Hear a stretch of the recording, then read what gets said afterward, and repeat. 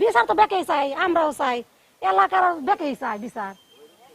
কারণ মনে করেন যে একটা লোক এক নারীর শরম না হাজার নারীর শরম, 10 জনের যে গতি আমাকে একই চাওয়া, যে একজনের শাস্তি পেলে যেন 10 জন জানে সাহসে না পায়, এইটাই করুন না। এরা মেয়ে আনসাল বলে তার জন্য ধরে নিছে, এই তো, তাছাড়া আর কিছুই জানি দাবি একেবারে।